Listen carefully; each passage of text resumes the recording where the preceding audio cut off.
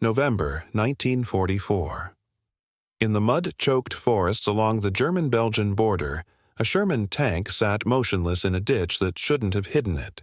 The commander's hatch was sealed. The gun, a 75 mm that everyone knew was inadequate, pointed at nothing. From the outside, it looked abandoned, another casualty of the Hürtgen meat grinder waiting for recovery. But inside, in the dim red glow of the combat lights, 5 men breathed in shallow rhythm, watching a mirror that faced the wrong direction. Through that mirror, a tanker's periscope mounted upside down and angled through a hole cut into the hull's belly, they could see what no Sherman crew had ever seen before.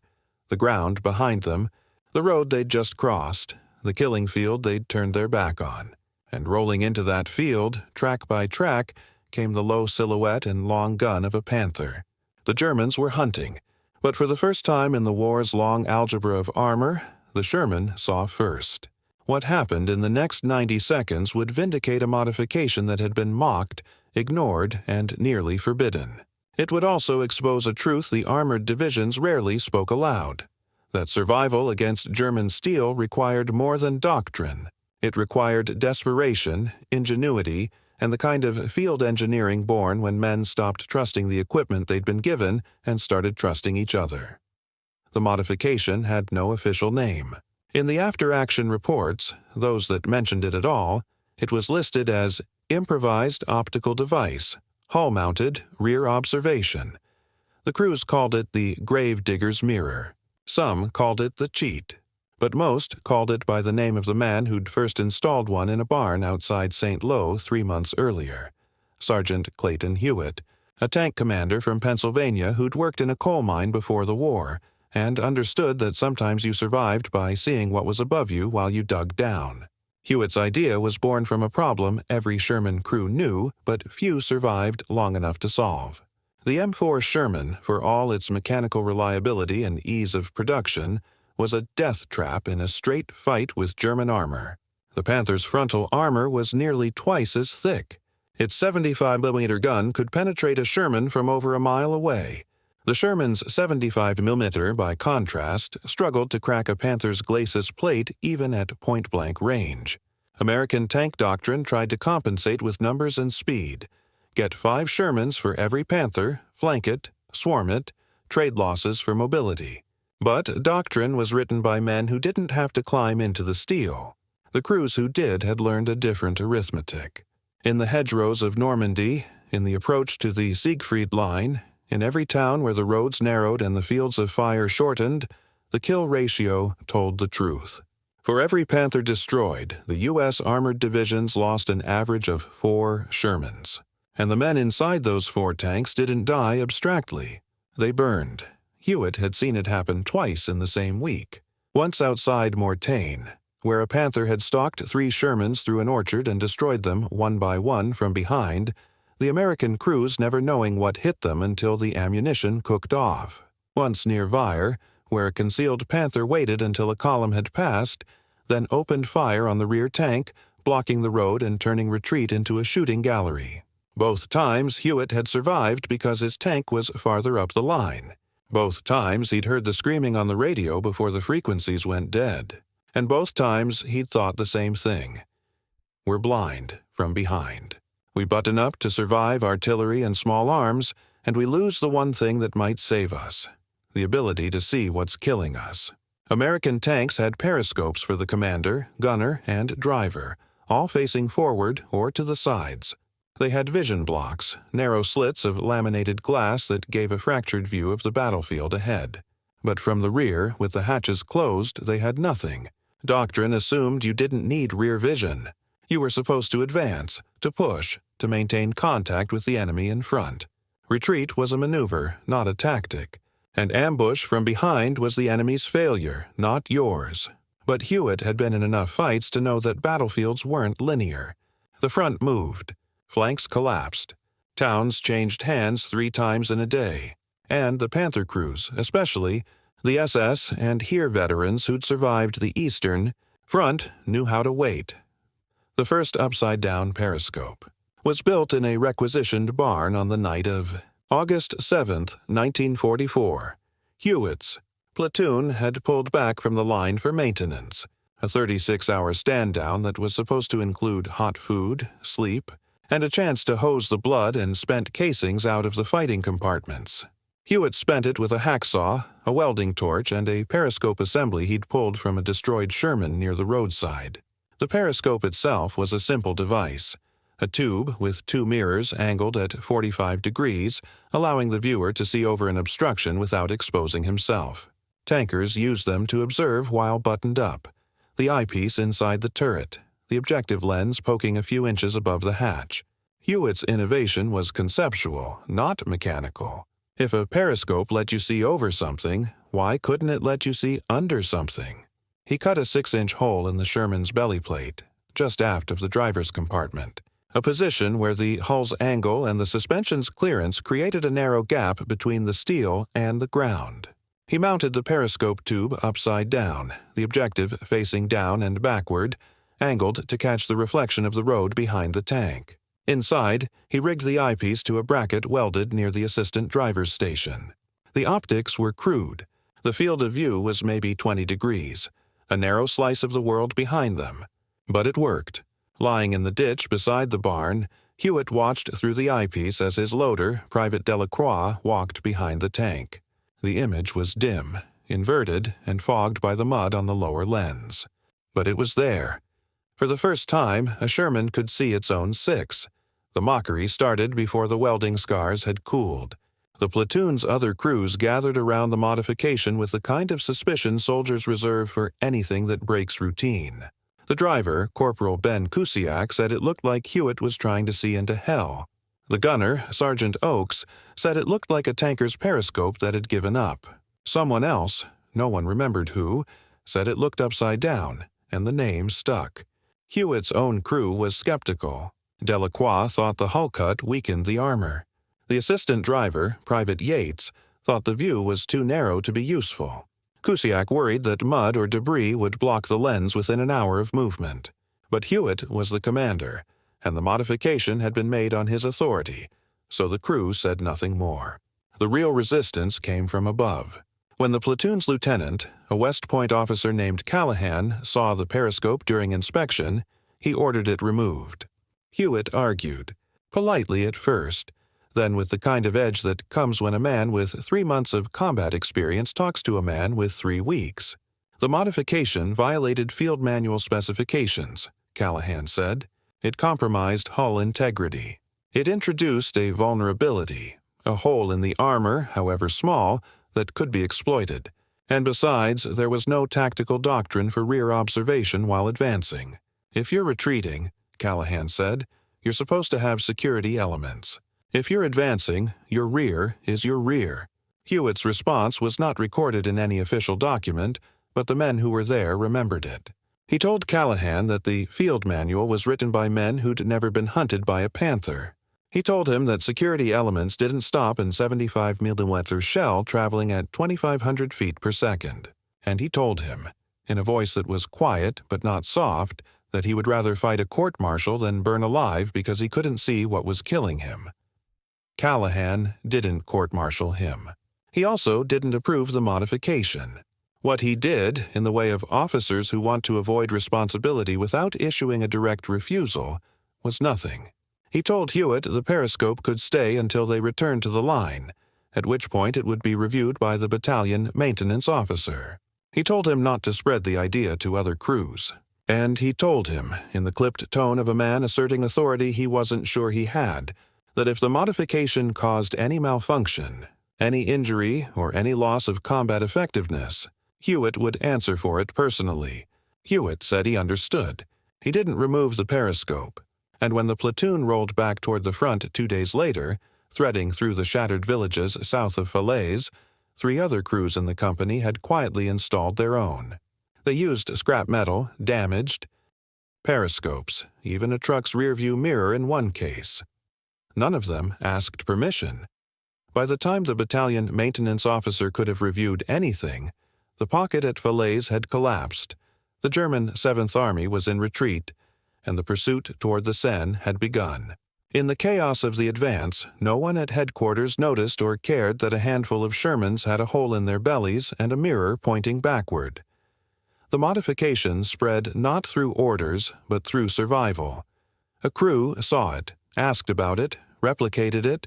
By mid-September, as the Allied armies crossed into Belgium and the pursuit slowed into something harder, nearly a quarter of the Shermans in Hewitt's battalion had some form of rear observation device.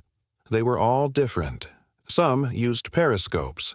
Some used mirrors on articulated arms.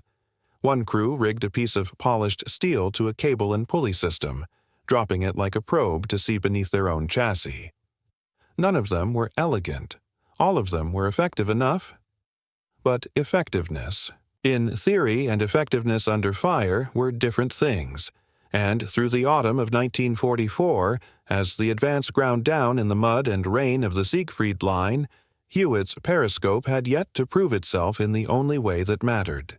The war had changed. The headlong pursuit across France was over. The German army, shattered and demoralized in August, had reconstituted behind fortifications and rivers. The fighting became methodical, brutal, attritional. The kind of war where a single crossroads could cost a company, where tanks moved in bounds between cover, where every advance was paid for in yards. In that kind of fighting, the periscope was useful for situational awareness, for watching the road behind during pauses, for catching movement in the periphery. But it hadn't yet been the difference between life and death. It hadn't yet done what Hewitt had built it to do: let a Sherman survive an ambush by seeing first.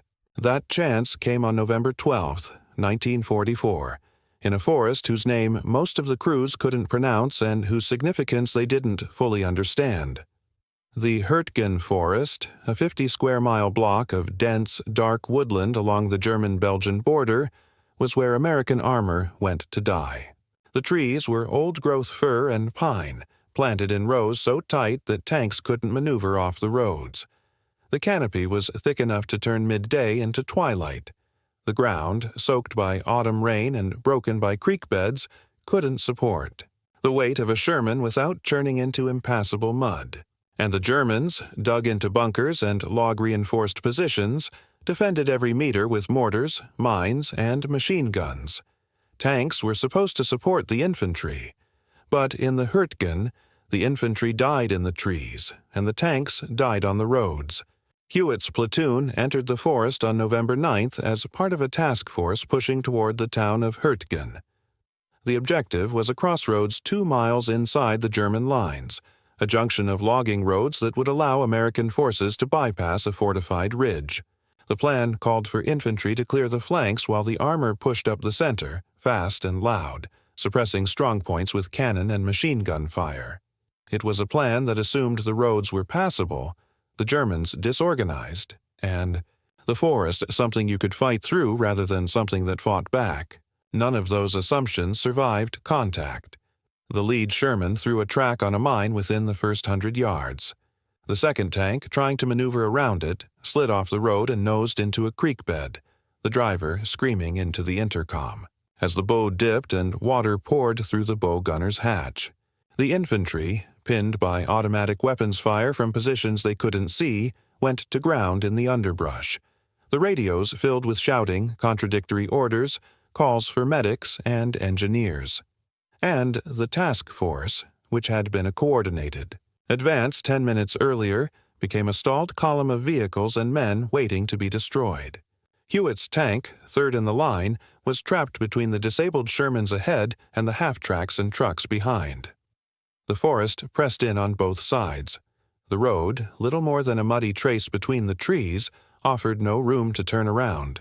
Forward was blocked. Backward was chaos. And somewhere in the darkness under the canopy the Germans were watching.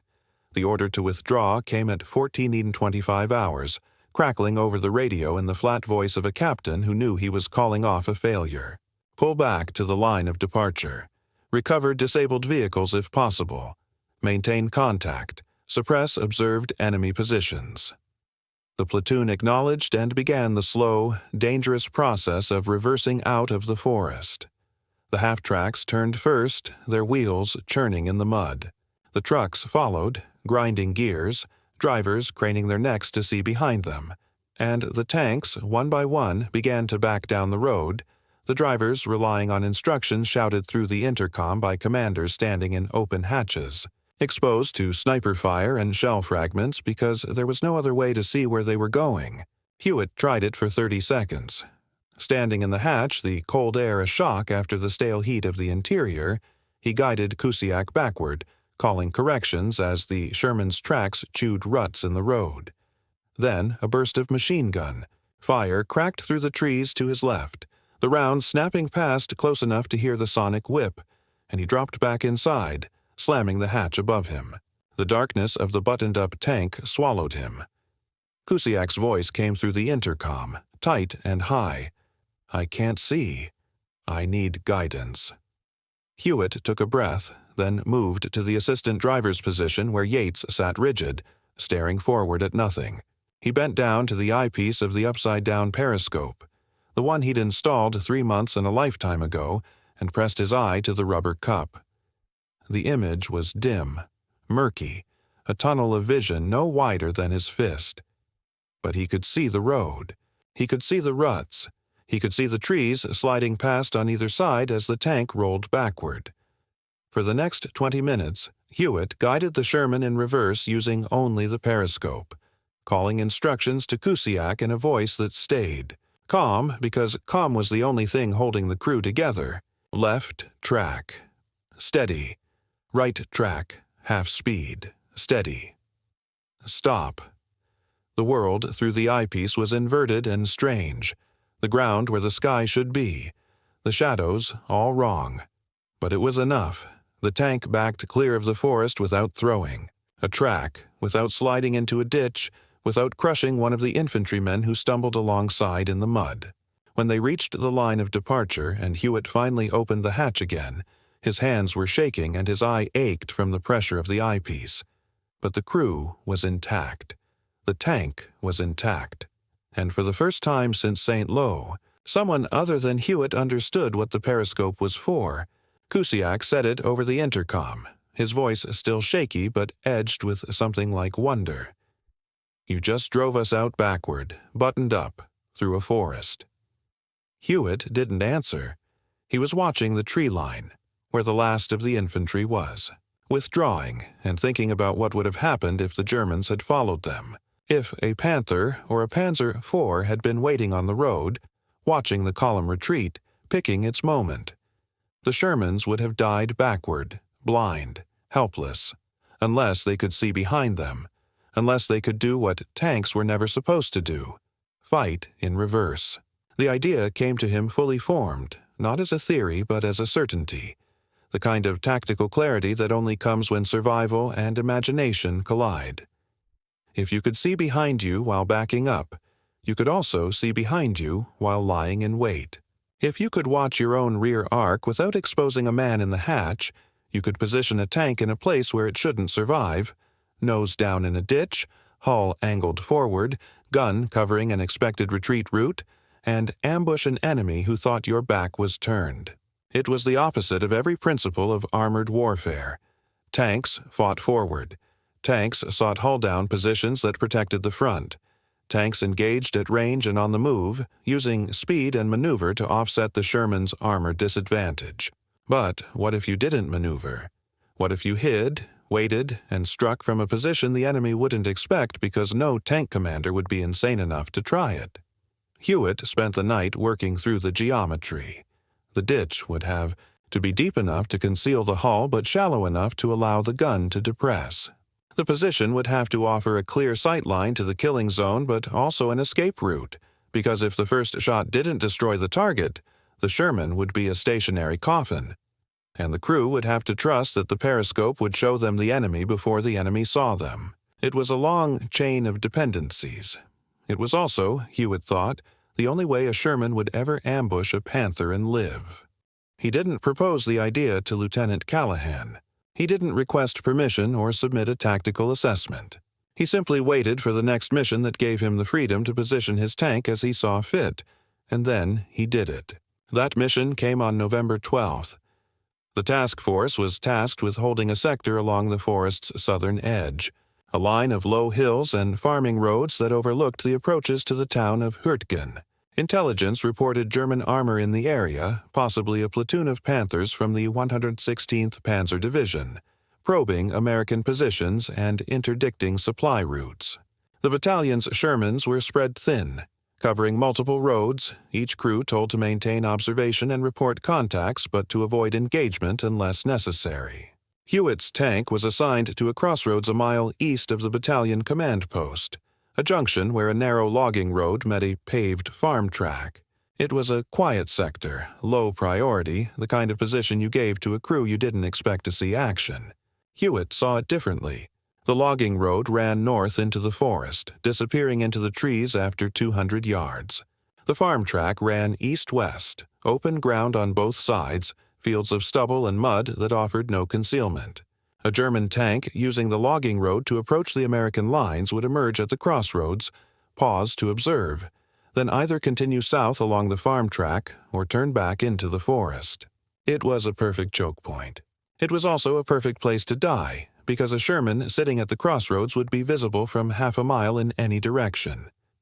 But a Sherman in the ditch on the south side of the farm track, hull down and nose forward, wouldn't be visible at all. Hewitt found the ditch an hour before dawn, a drainage cut running parallel to the road, deep enough to hide the Sherman's tracks and lower hull, shallow enough that the turret and gun could still clear the berm. He positioned the tank carefully, backing it into the ditch at an angle, then pivoting so the bow faced south, away from the crossroads. To anyone approaching from the north, along the logging road, the Sherman would look like a vehicle that had pulled off the road and stopped, perhaps disabled, perhaps waiting for orders. The gun was pointed the wrong way. The hull was angled as if retreating. Every instinct of armored tactics said the tank was vulnerable, positioned incorrectly, a target waiting to happen. But through the upside-down periscope, Hewitt could see the entire crossroads behind him. He could see the logging road. He could see the approaches. And if a German tank appeared, he could call the traverse, bring the gun around and fire before the enemy understood what was happening. It was insane. It was also, he thought, the only advantage he was going to get. The crew didn't argue, but they didn't like it. Kusiak, the driver, pointed out that if they needed to move quickly, the ditch would slow them. Oakes, the gunner, pointed out that a turret traverse took time, and if the Panther fired first, time was the one thing they wouldn't have. Delacroix, the loader, didn't point anything out. He just checked the ready rack, counted the armor-piercing rounds, and looked at Hewitt with an expression that said he understood they were bait. Hewitt told them the truth. He told them that if a Panther came down that road and saw a Sherman waiting at the crossroads, gun forward, hull exposed, the Panther would fire from 600 yards and the fight would be over before they could return fire. He told them that the only way to survive a Panther was to see it first, and the only way to see it first was to look like you weren't looking. He told them that the periscope gave them that chance, and that if it didn't work, they'd know within the first 3 seconds and they could bail out before the ammunition cooked off. It wasn't a stirring speech. It wasn't meant to be. It was a calculation, spoken aloud, and the crew accepted it the way soldiers accept most things, by going quiet and doing their jobs. They settled into position. Kusiak in the driver's seat, hands on the levers, ready to lurch forward or back. Oakes in the gunner's seat, eye to the sight, hand on the traverse. Delacroix beside the ready rack, a 75mm armor-piercing round already in his arms. Yates at the bow gun, useless in a tank fight but scanning through his vision block anyway. And Hewitt at the periscope, watching the road behind them, waiting for something that might not come. The forest was silent in the way forests are silent in war, which is to say, not silent at all. The wind moved through the firs with a sound like distant surf. Somewhere far off, artillery rumbled, a low percussion that never quite stopped. Closer, a crow called, and then another, their voices harsh in the cold air. Hewitt watched the crossroads. The image in the periscope was a small, circular world, edges blurred by the limits of the optics. He could see the junction where the logging road met the farm track. He could see the ruts in the mud, the frost beginning to form in the shadows. He could see nothing moving. An hour passed. Then another. The cold seeped into the tank. the kind of cold that metal holds and radiates, turning the interior into a refrigerator. The crew didn't talk. They listened to the radio, the intermittent chatter of other units reporting negative contact, requesting supplies, calling in grid coordinates for artillery. They listened to their own breathing. They waited. At 1347 hours movement, Hewitt saw it in the periscope before he fully understood what he was seeing. A shadow at the far end of the logging road where the trees thickened and the road curved. Then a shape, low and dark, nosing out of the forest like a predator testing the wind. The profile was unmistakable even in the dim optics. The long gun, the sloped armor, the wide tracks. A Panther. It rolled forward slowly, deliberately, the commander's hatch open, a figure in black standing in the cupola, scanning the crossroads and the fields beyond. Hewitt's voice on the intercom was a whisper, though there was no reason to whisper. Panther, 11 o'clock. 200 yards and closing. Oakes's response was immediate, the training overriding the fear. Traverse left. On the way. The turret began to swing, the electric motor humming, the gun tube moving in the small arc that would bring it from facing south to facing north, from pointing at empty fields to pointing at the crossroads. The traverse was smooth but not fast. It would take 8 seconds to bring the gun on target. 8 seconds in which the Panther would either see them or it wouldn't. Hewitt kept his eye on the periscope. The Panther had stopped just short of the crossroads, the commander still standing in the hatch, binoculars raised. It was looking south, down the farm track, scanning for threats in the direction a threat should come from. It wasn't looking at the ditch. It wasn't looking at the Sherman with its gun pointed the wrong way. The German crew thought they were alone. They thought they were the hunters. Oakes's voice tight, on target.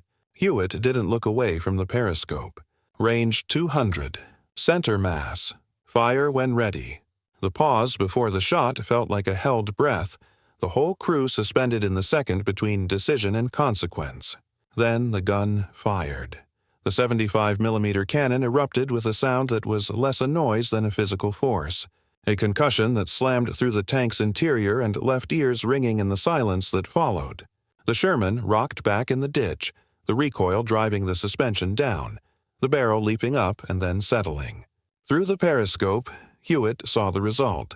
The armor-piercing round struck the Panther on the right side, just below the turret ring, at an angle the German designers had never intended the armor to deflect. At 200 yards, the Sherman's 75mm gun, usually inadequate against a Panther's frontal armor, had enough velocity and the right geometry. The penetration was catastrophic. The round punched through the side plate into the fighting compartment and detonated against the ammunition storage. For a fraction of a second, nothing happened.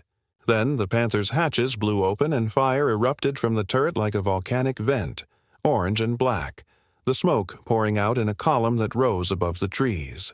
The German commander, the man who'd been standing in the cupola with binoculars, was gone. Not dead in any way that left a body to recover. Just gone. The Panther burned. Hewitt pulled back from the periscope, his vision swimming with the after-image of the shot. The crew was silent. Then Delacroix spoke, his voice shaking. Did that just? Hewitt cut him off, not unkindly. Reload. Armor piercing. Kusiak, get us out of this ditch. We're moving in 30 seconds. Because the shot had been successful. But success in a tank fight didn't mean safety. It meant you'd survived the first exchange. And somewhere in the forest, the rest of the Panther's platoon might have heard the gun. They pulled out of the ditch and moved south, away from the crossroads, rejoining the battalion's lines without contact. The burning Panther was still visible in the distance, a pillar of smoke marking the place where the ambush had occurred. Hewitt reported the kill over the radio, his voice flat, the words reduced to grid coordinates and vehicle type. The battalion acknowledged. No one asked how a Sherman had destroyed a Panther at close range without being destroyed in return. No one asked why Hewitt's tank had been positioned in a ditch facing the wrong direction. In the accounting of war, results mattered more than methods. And the result was one less German tank on a battlefield where German tanks were worth their weight in gold. But the crew knew. And when they returned to the maintenance area that evening, and the other crews saw the smoke still rising in the distance and asked what had happened, the story spread. Not as an official report. not as a tactical innovation endorsed by command, but as the kind of legend soldiers tell when they need to believe that cleverness and courage can beat superior steel. They said Hewitt had used the upside-down periscope to watch a Panther approach while his tank played dead. They said he'd fired backward or sideways or from a position no tank should have been able to fight from. The details morphed in the retelling, the way details always do, but the core remained. A Sherman had ambushed a Panther and survived, and the thing that made it possible was a modification that had been mocked, ignored, and nearly forbidden. In the days that followed, the upside-down periscope stopped being a curiosity and became a priority. Crews that had dismissed it as Hewitt's eccentricity began installing their own. Maintenance officers who had resisted the modification began quietly approving it, or at least stopping their resistance. Even Lieutenant Callahan, who had once threatened Hewitt with disciplinary action, said nothing when he saw two more tanks in the platoon with holes cut in their bellies and mirrors angled backward. The modification spread beyond the battalion. A tank commander from another company saw it, asked about it, brought the idea back to his own unit. A maintenance sergeant, transferred to a different division, replicated the design using parts scavenged from damaged vehicles. By December, as the Ardennes offensive exploded and the Battle of the Bulge turned the war into a desperate scramble for survival, the upside-down periscope had appeared in at least a dozen American armored units, each installation slightly different, each crew adapting the concept to their own needs and resources. There was never an official directive. The modification never appeared in a field manual or a technical bulletin, but it spread the way effective ideas spread in war. Through necessity, through imitation, through the quiet understanding that the men who fought had a better sense of what worked than the men who wrote the doctrine. Hewitt himself survived the war, though his tank did not. In January 1945, during the fighting around the Ardennes, his Sherman took a hit from a Panzerfaust and burned. The crew bailed out, all 5 of them, and spent 2 days moving through German-held territory before reaching American lines. Hewitt was reassigned to a new tank, a late-model Sherman with a 76mm gun and wet ammunition storage, improvements that made it marginally more survivable against German armor. He installed an upside-down periscope in that tank too, cutting the hole himself with a plasma torch in a field workshop outside Bastogne.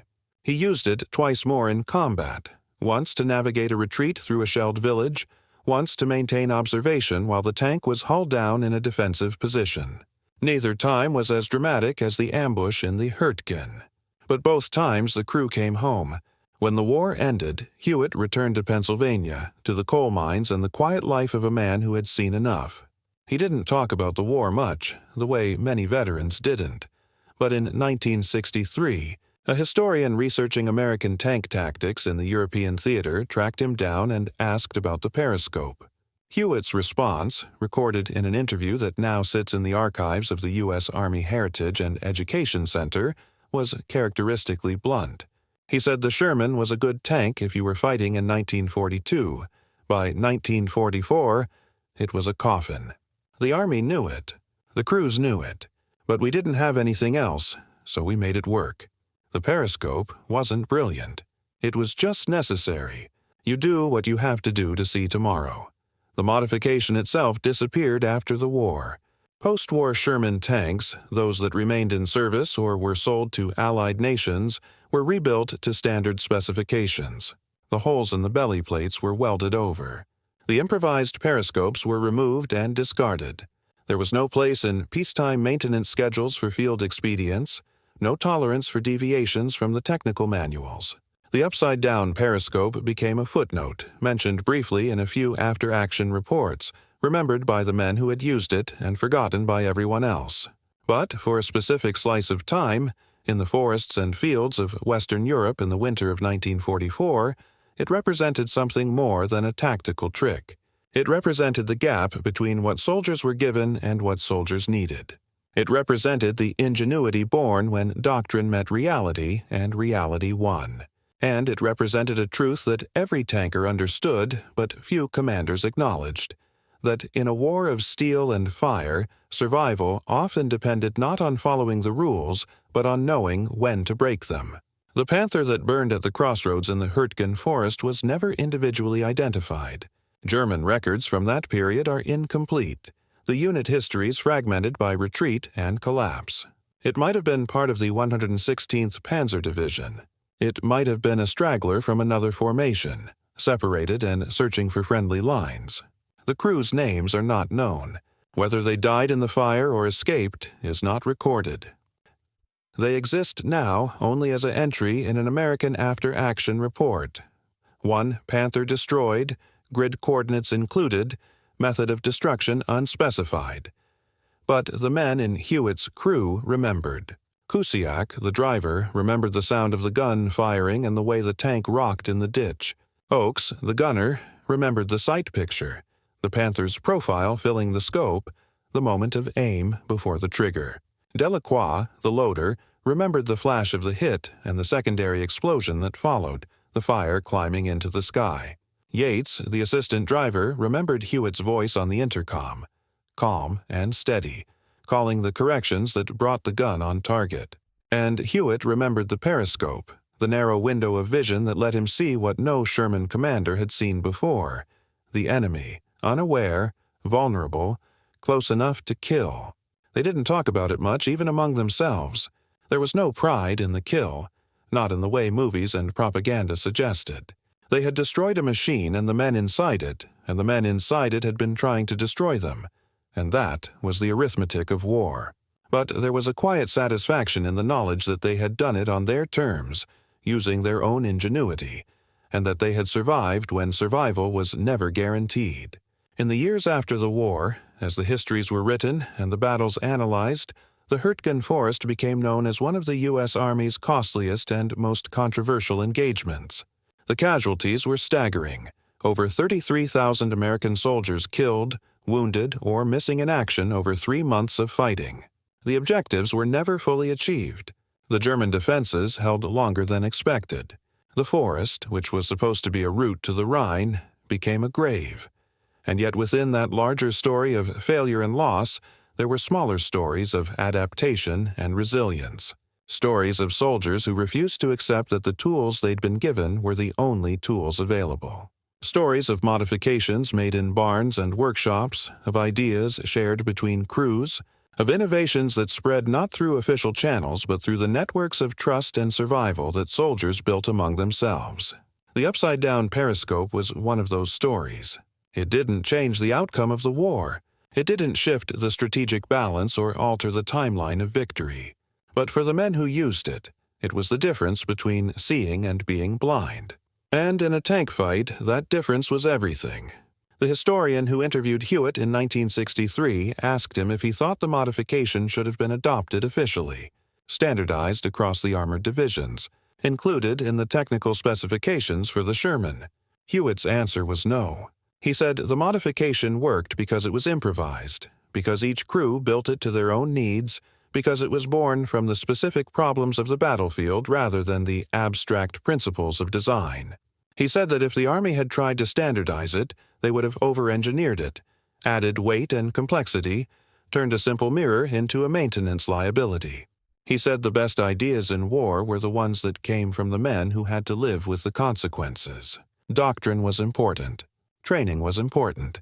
But adaptability, he said, was survival. The last known upside-down periscope was photographed in February 1945, mounted in a Sherman of the 4th Armored Division during the drive into Germany. The photograph, taken by a Signal Corps cameraman, shows the periscope's eyepiece inside the hull, the tube descending through the belly plate, the crude weld marks still visible around the installation. The tank's crew is not identified. The photographer's notes describe it as a field modification for rear observation, and nothing more. The photograph was filed, archived, and forgotten. It surfaced decades later during a digitization project, one image among thousands, a small piece of the war's vast material record. But to those who know the story, the photograph is a monument. Not to heroism or sacrifice, though both were present. Not to victory, though victory came. But to the quiet, relentless ingenuity of soldiers who fought a war with imperfect tools and made them sufficient. who saw a problem, built a solution, and shared it with the men beside them, who understood that survival was not a matter of waiting for someone else to save you, but of saving yourself, one innovation at a time. The war ended. The tanks went to scrap or storage. The crews went home. And the upside-down periscope, the modification that had been mocked and then proven, faded from memory. But for a moment in the cold forests of 1944, it had been the thing that let a Sherman see what it was never supposed to see. And in that seeing, it had lived.